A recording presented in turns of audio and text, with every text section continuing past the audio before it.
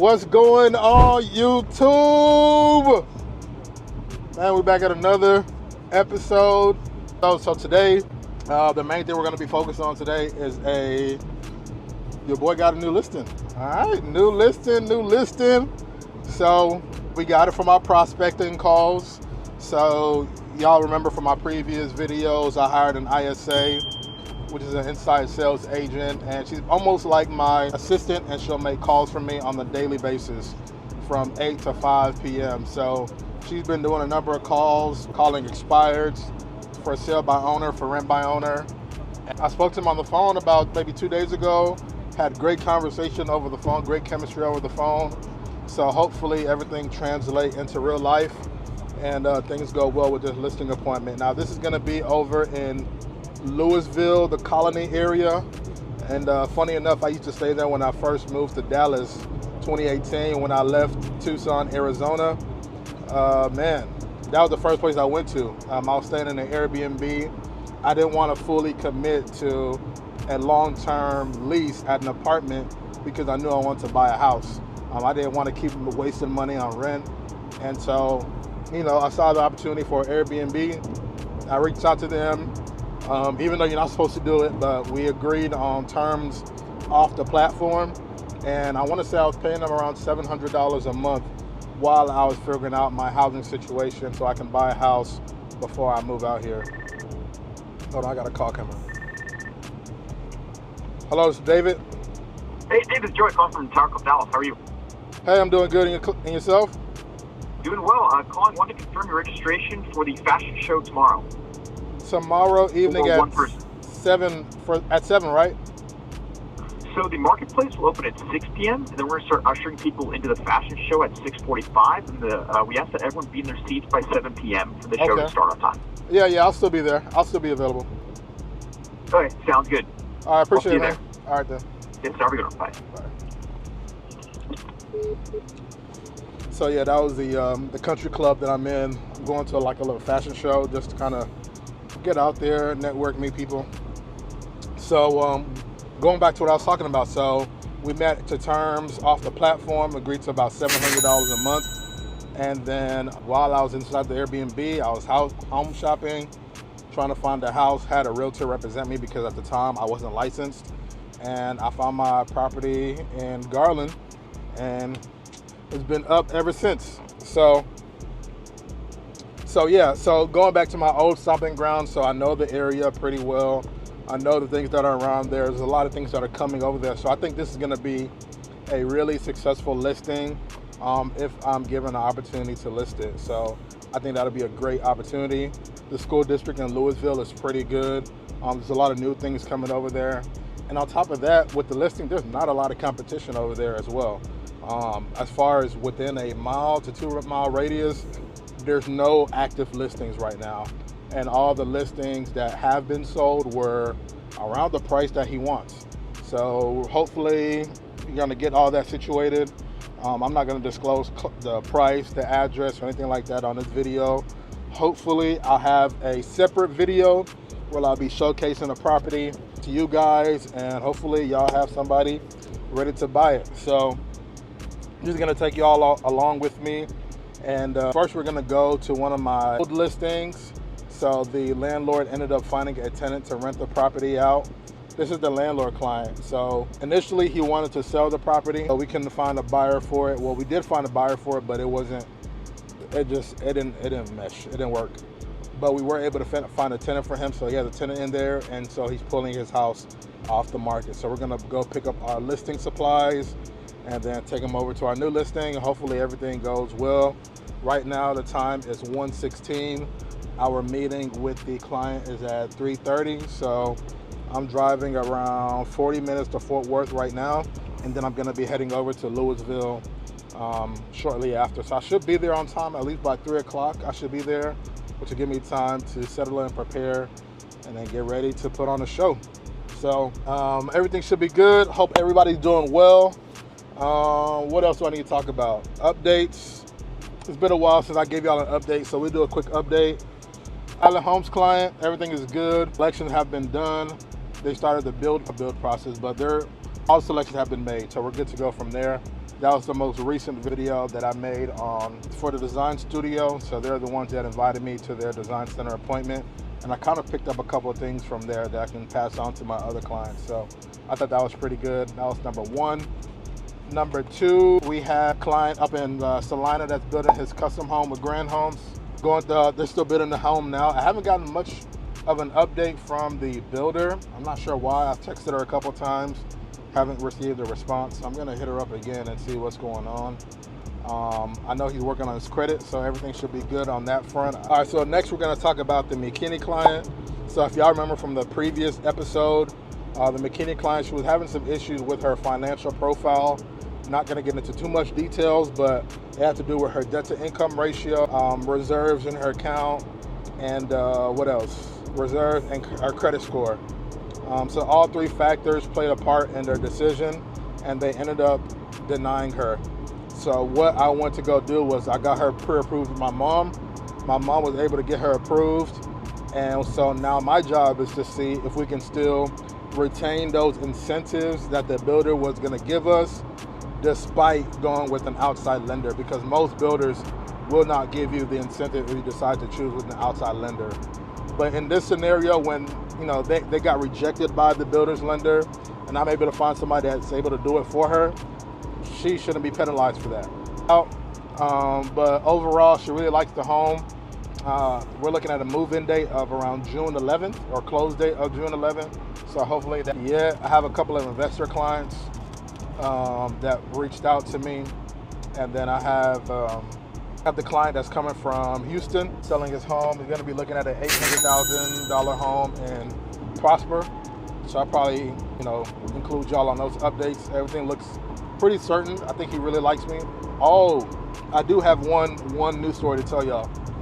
So I had a new person who reached out to me that was trying to sell their house down in Midlothian, Texas, which is south of like Mansfield. It's like Midlothian, Venus area. It's kind of like a distance away from the city. They're trying to sell their property that they just bought at the end of 2022. So they bought it not long ago, and they're trying to sell it. They bought it for about $420. And when I looked at what the prices should be to sell it at, they were looking at like around $411,000, which is under the amount that they want to sell it for, which is insane. Because, and that's one of the things I also want to bring up too, is that the thing with builders is that even though they'll they'll waive what am I trying to say? The thing about builders is that they will overprice their homes, but then give you so many incentives to where you're okay with the price, because the price isn't really what matters. It's the monthly payment that matters to most people. So as long as most people can keep up with that monthly payment, everything is going to be okay. So with the builders, offering incentives like cash towards closing, down payment assistance, bringing down your rate, all these different things that helps your monthly payment do a lot better. They can charge home prices as much as they want. Of course it has to make sense. But yeah, that's how they win. Now the consequence is whenever you want to try and sell that home before that 5-year period, or the period where they're still building that community, it makes it very, very tough to try and sell that home in an area where you're competing against people offering incentives, or builders offering incentives. Because you as a regular seller, you're worried about every dollar that you're going to get. And so in these people's scenario, they're actually looking to downsize into a smaller home because the payments are just way too much for them. They moved into their house 2022. I'm assuming taxes started kicking in after, if you know anything about new construction, a year after you've moved into the house, your taxes are now based on the land and the improvements, not just the land like it was the first year that you were there. And so now their payments are around like $4,500. The job market hasn't been good to him. So, he needs to downsize and, cut this massive expense that he's currently going through right now. So we're gonna see what we can to try and list it a little bit more. I gave him a little strategy. I'm actually gonna call him today just to kind of see, what his thoughts were, because I went over a settlement statement with him to show him like hey, if you want to sell it at this price, this is how much you're gonna net, and you can put towards a new property. Now he knows that, I mean, it's only been a year, 2 years since he first bought the property, so there's not gonna be much profit, but he'd like to walk away with some cash, and I think that's very understandable. So I'm gonna see what I can do. The good thing is there's not a lot of competition in that area, so whenever we list it, we should be able to target a specific market. And whenever you list your home with me, I'll walk you through how I do my target market analysis to be able to get you the most for your house. So we'll see what goes on there. But he's gonna be looking at homes now around that $300,000 price range. He wants his payment to be somewhere half of what he was paying, so around $2,000, $2,500 a month, which I think is okay. So there's a number of builders over in that area that could work. So we're just gonna work together and try and see what we can do to get something worked out. But hopefully y'all found that helpful. A little brief introduction into today's vlog. I'm not sure how much I will be sharing with you guys, to be honest, but I'll always check in and give y'all an update to let y'all know where I'm at. But yeah, don't forget to like, comment, subscribe, hit the follow button, follow me on Instagram, click the links down below. All the same old things that I say on all my videos. But hope y'all having a good day. And yeah, stay blessed. See y'all on the next scene. Peace. Going to be our new listing. Oh, let me get this mic on. Things should be well moving forward. Hope everybody's doing good and having a great day. Let me put in the address. All right, cool. So hopefully y'all like this new setup. Having something at least a little bit more stationary than what I've had in the past. Holding it in my hand and driving at the same time wasn't the best idea starting off, so hopefully this way is a little bit better.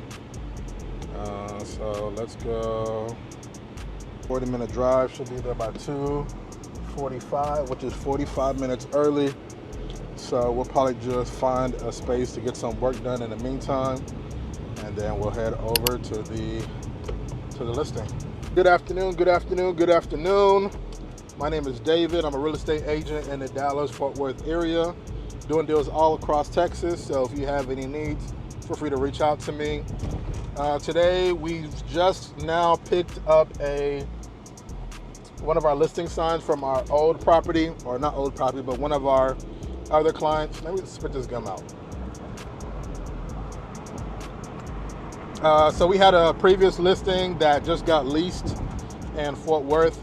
So it was the landlord client. So if you've been following long enough, then you've known that the landlord client tried selling his house previously, but I personally think the condition of the house was not justified for the price that he wanted for it. But I mean, he had his reasons for why he wanted the property for that amount. And so he was able to get, at the very least, he was able to get the property rented out, still making decent cash flow, and his home was pulled off the market for sale. So we have the sign back here. Now, one other good news that I have to share is that we have a listing appointment that we're going to be heading to in Louisville, Texas, which is a great thing because Louisville is actually the first place. Well, it's not really, is it Louisville? It's like the Louisville colony area. So the good thing about that area is that was the first area I actually moved to when I first got to Dallas. So for those that don't know, previously I used to work as an engineer for a defense company out of Arizona, and I wasn't a fan of Arizona. I won't lie to you, I was not a fan. And so after the year I had spent over there, I asked them if they could move me at least somewhere closer to Houston, because that's where I was raised. And so the closest that they could move me was Dallas. They had a site in the North Dallas area, and it kind of worked out for me for what I wanted. And Dallas was new, not too far from home, like a 4-hour drive to Houston. So it was something I was really I was open to. So 2018, I moved down here November 2018. Coordinate a whole Airbnb, so I won't have to commit myself to a long-term lease. It's not ethical. You're not supposed to do that. Well, it's not. I won't say it's not ethical, but it's against Airbnb's guidelines. You're not supposed to interact or communicate with the host off of the platform. But I kind of knew what I was doing. I ended up setting up a lease agreement with one of the landlords on Airbnb, and I just had a room for, I want to say I stayed there for 14 or 16 months while I was kind of finding where I wanted to stay in Dallas, because I mean, even back then, 2019, the market was still pretty decent. We were still putting offers and not getting them accepted. And I think that was just, the regular nature of real estate. So I was able to find a spot by October 2019. And that's when I moved into my property. And then I've been there ever since. So the Colony, Louisville area kind of hits home because that's where I first started. This is my first listing appointment that I've received from Code. Actually, no, that's a lie. This is probably my fourth one. No, third one. Yeah, my third appointment since I've been prospecting. I've been prospecting since, I want to say, on and off November of last year. So I've been doing it, off and on. I honestly don't like cold calling. I'll be very honest with y'all. I'm on all the coaching calls and all that. I do not like, I do not like coaching. I mean, those prospecting calls. Having to bother people in the middle of the day, I would not do. This I could do all day, like talking to y'all, kind of sharing my thoughts and my experiences and stuff like that, and build a client base off of that, I'm perfectly okay with. But having to bother people during the day, I just can't get through it. And I feel like it's a personal thing, to be honest, because even when it comes to like dating and stuff like that, like I'm not the type of person that's just gonna call you randomly out the blue because I feel like I'm just imposing myself on somebody. Even though, they want me to call, of course. So I guess it's just like a personal thing, just in general. I don't know where it comes from or what trauma I've been through where I just feel like that, but that's just the way I feel. So that's part of the reason why I hired an ISA to begin with, was just that, I hated the process of picking up the phone and calling people. Having a conversation is okay, but that dial up and that first couple of words is it's just something about it that really just irks me to where I just hate doing it, to the point that I'd rather just pay somebody to do it, because I know I'm supposed to do it. Like everything around me, all the historic knowledge and best practices in the industry say that, hey, you need to be picking up the phone and talking to people. But it's like, what if I don't like talking to people like that? Like, it sounds crazy. Trust me, it sounds crazy to say as a real estate agent, because all you're doing is talking to people on a daily basis. And it's like, once I form that relationship with you, it's easy for me to talk to you. But for me to strike up a conversation, in the beginning, and does not know each other and turn from strangers to friends, it's still a process that's still kind of, I won't say weird, but it's off to me. So it's something I'm working on. But it's so weird because when people reach out to me, I have no problem just having a great conversation with them and just, we sail off into the sunset and they're, we're best friends. But having to call somebody myself and see if they want to list their house, that's just way too much for me. So this is going to be the first one with Jada that she actually called them, got the appointment set up. I called him, we had good chemistry, and I shot for the appointment for today at 3:30. So we're going to be going over there. Hopefully all goes well. I put my nice presentation together, have my laptop with me in the back, I have my lockbox here. Price that he wants for the house, I think we could probably get it. And part of the reason I think that we can probably get it is because, number one, there's not a lot of competition in the area for the type of home that he has, number one. Number two, it's in a great area. It's North Dallas. You can't lose, selling in North Dallas, hopefully. So that's number two. We're going to list that property and see how that does. And then number three, there's a lot of amenities around the area. You would be crazy not to want a property in this area because of everything that's there. Everything that's coming to North Dallas, everything is literally like a throw away from you. You can go to the Lava Cantina, you can go to Nebraska Furniture, you can go to the Grandscape where you can do puttery, you can do, what else is over there? The escape room, you got Andretti's, so much stuff over there, and that's even on, you know, that one side of, what highway is that again? Sam Rayburn? The tollway.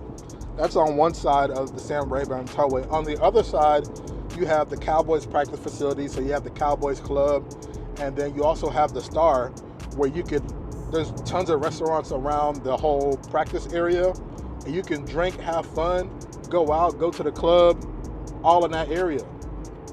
They have, I wouldn't consider it a club, but they have Concrete Cowboy over there. So they have so many things to do to where you don't need to leave that area. Like everything is within 5 to 10 minutes. And even once you go to that 10-minute mark, you're going to, you know, Plano Legacy, you're going to that area as well too, where you can shop for the whole day and be okay. So as far as location, it's prime location. I think it's going to be a great listing if we can secure it. We're going to secure it, fingers crossed. And then, yeah, I think everything will be perfectly fine moving forward. We'll just take some pictures. Hopefully everything goes well with like the commission, because I know that's usually the biggest thing that's a hang up for most sellers. So he's also an investor, so that'll be good for us to at least have a continuing relationship.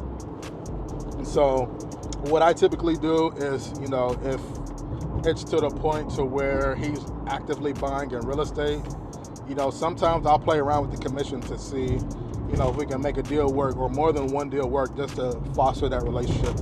One thing I always say is that the back end is always more important than the front end. So whenever I say the back end is more important than the front end, what I'm saying is that don't focus so much on the front transaction or the initial transaction that you're going to get, or the initial payout or the initial contract that you're going to get. The main thing on your mind should be the relationship, and that's with anybody you meet, either it's a client or an agent. There's been some agents that, you know, there's one recent agent that reached out to me who had a client that she wants to refer over to me, and they're looking for a rental. Typically nowadays I don't really do rental because it's just the same amount of work as a, you know, sale or a buyer client, except you're getting paid way less.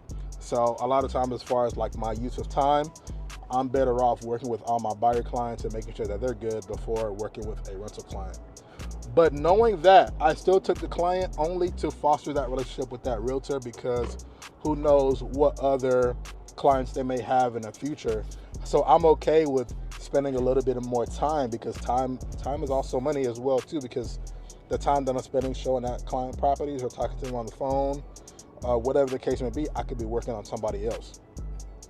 So don't let that hinder you from forming a relationship with somebody that might breach something. And don't get into, and I said it before and I'll say it again, don't get it to the point to where you're expecting something back in return, because expectations are going to lead to disappointment, because you're going to be hung up on the fact that, oh man, this person didn't send me no client, I wasted all this time on this client and blah, blah, blah, blah.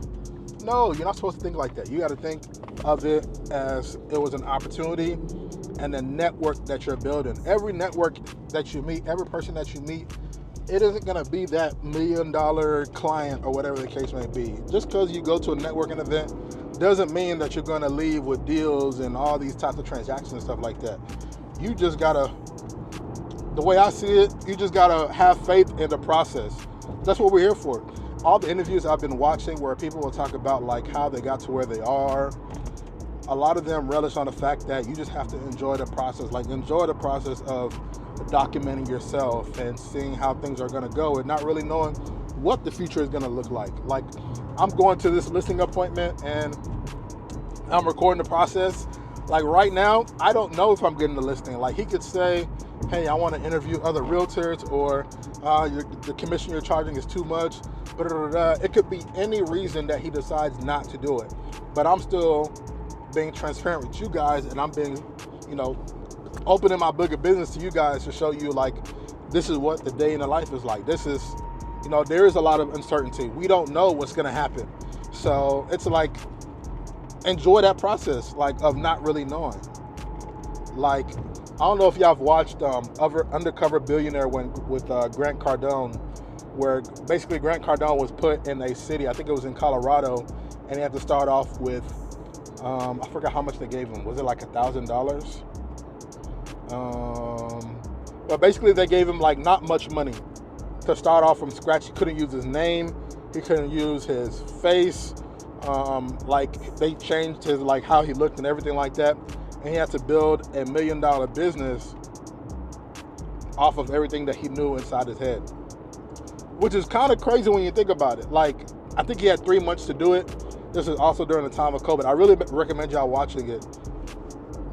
But one thing that I think at least I took from it is that, you know, Grant Cardone right now is at the point to where, you know, he shows up and deals are just going to come across. Deals are just going to be coming. As Grant Cardone, I'm trying to, you know, sell him apartments and things like that.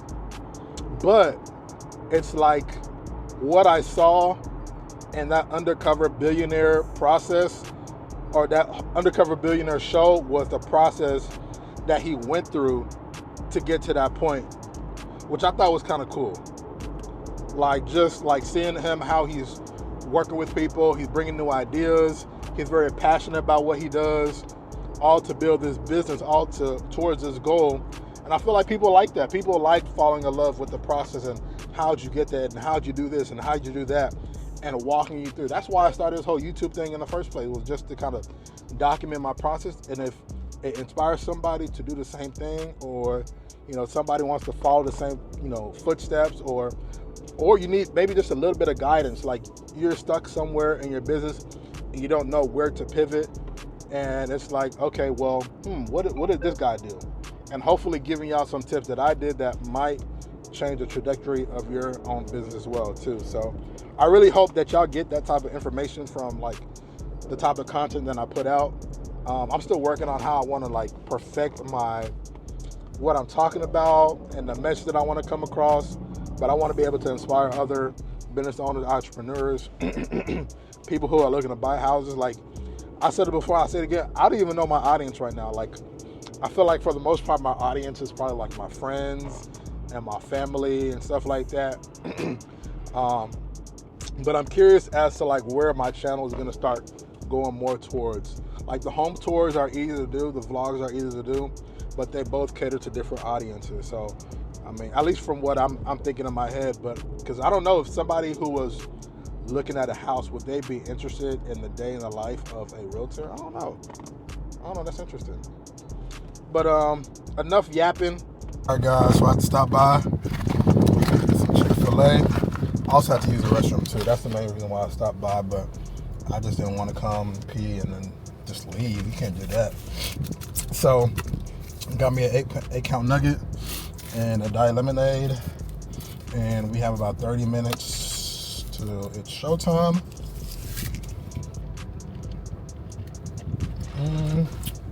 How I'm feeling? Part of me is a little nervous, but part of me is also like, it's not the end of the world. I think the biggest thing, at least this year, that I've noticed is just being truthful and transparent. Because at the end of the day, I'm going to have to sleep at night. And I don't want to sleep knowing that I'm lying to people or gypping people.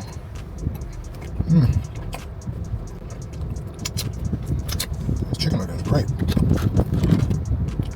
It'll be so trash if I drop this nugget on my shirt. That'd be so crazy. I'm real careful. I heard somebody said that Chick-fil-A is bad for you. Y'all heard that?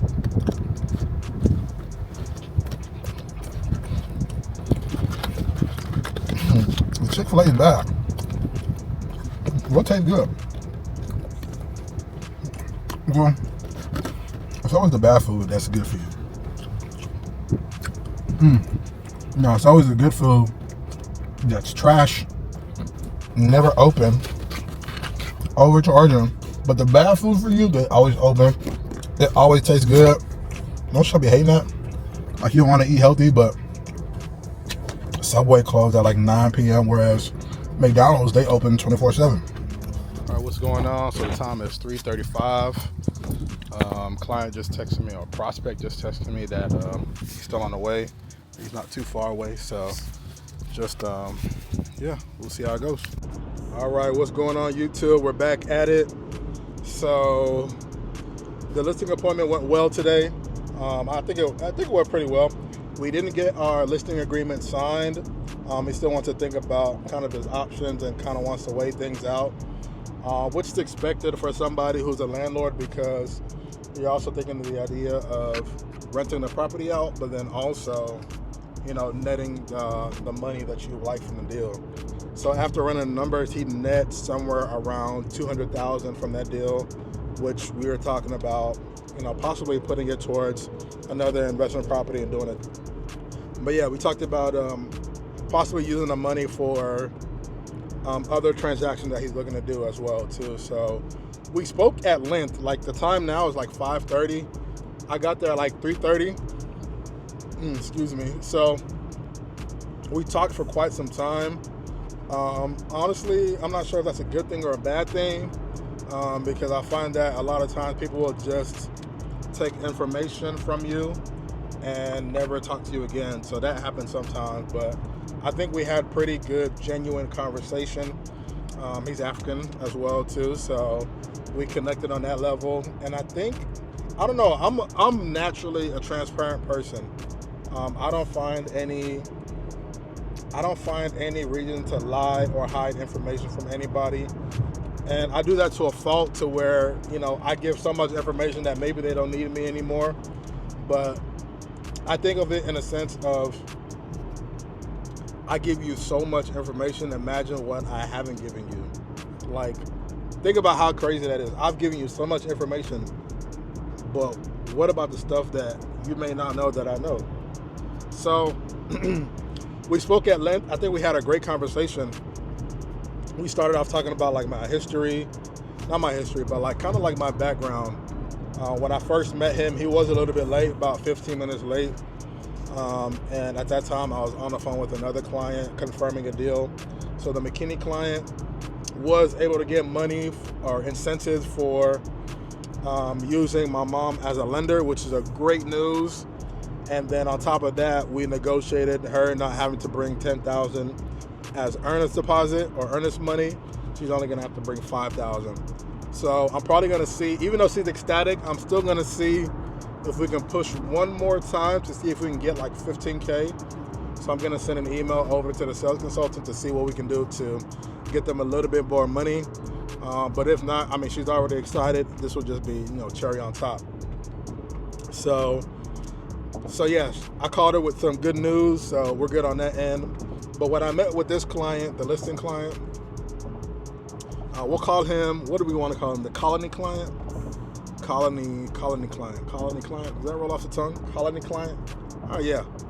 So when I got off the phone, I was talking to a colony client, and he was asking me about my background, because I told him I used to be in engineering, and then I switched over to real estate. So really pretty much gave him my whole background story from, in middle school being an entrepreneur guy to, graduating in mechanical engineering, always being interested in business, tried trucking, tried wholesaling, tried crypto, kind of just really just gave him the whole spiel about myself. And I think we connected on that level. We also talked about Africa. So, he's Kenyan. I think he's Kenyan. Yeah, he's Kenyan, and I'm Nigerian. So we kind of talked about like our countries and real estate and business and how things are being ran there. And then did a tour of the house. So we toured the property, showed me where everything is at and things like that, which is pretty good. And then really went through my listing presentation. So he didn't say much about the listing presentation, at least from what I can tell. It was organized. I think he liked all the information. He didn't have any questions, which kind of a red flag, because people who are interested in selling their property usually have a question. Spoke a lot about future business that he wants to do. So seems like he's pretty interested in multifamilies and developments, which is good. So yeah, nothing but good things about it. Sucks that I didn't get the listing agreement signed, but from what it sounds like, I mean, he has a lot of things coming down the pipeline. If if it's all true. And I'll be a listing agent, hopefully for those properties as well too. We don't know how things are gonna go. I kind of look at it as like a networking opportunity, even though like all this stuff, running as a business owner, all this stuff costs money. Like that's the challenging part about all this is just that, you pay for the software to find these people, you pay for somebody to call them, even though I could do it myself. You spend time, spend gas, doing all the things you need to do to prepare for the appointment, only to not get the listing agreement signed. That's probably the only part that's really frustrating about this whole process, because it's just like, man, you're almost there and you don't get it. We'll see how it goes. I told him I had a YouTube as well too, so if you're watching this is my original reaction of how I think the conversation went. But I think the conversation went well though. A couple action items to take home. I did get a call back from another listing appointment, so we got 2 in a row. Whoop whoop. We just got off the phone. He has a property in Irving that he's looking to sell. I actually do have a buyer that's looking in that area, so I can always see if she's interested in that. So his main thing with the client in Irving, his main thing was commission, because he was saying that he doesn't have much room for commission. So I was letting him know, like, hey, commission doesn't have to be the end-all be-all reason that you don't end up selling the property. The one thing that we can do is, if you're actively investing in Dallas, I could always represent you on the buying side, and that's enough for me. I'll take 1% on the list price and then do 3% on the purchase side. So I'd rather do that than completely lose the deal. But at the same time too, if he's not doing that, then that's when we have an issue. Not an issue, not an issue, but that's where, all right, well, we have to pick between one or the other. ISA just texted me asking me if I set up the payment, so I'm about to head home and get that set up because today is payday for her, and then from there, that'll pretty much it. So I'm gonna get home. I'm actually gonna run the analysis on that first property, or the Irving property, and then reach back out to him to let him know the numbers that I think we're gonna be at, and then we go from there. Hope y'all found that helpful, insightful, at least sharing a part of like how my life be going sometimes. I wish I could have like taken y'all to the listing appointment, but that's like more of a private thing, and you never know where the conversation goes. So I'd rather just come back and update y'all with the news to let y'all know if we got it or not. Today we did not, but we live to fight another day. So yeah, if there's any comments, questions, concerns, leave them down in the comments below. Don't forget to like, comment, subscribe. And yeah, without further ado, peace.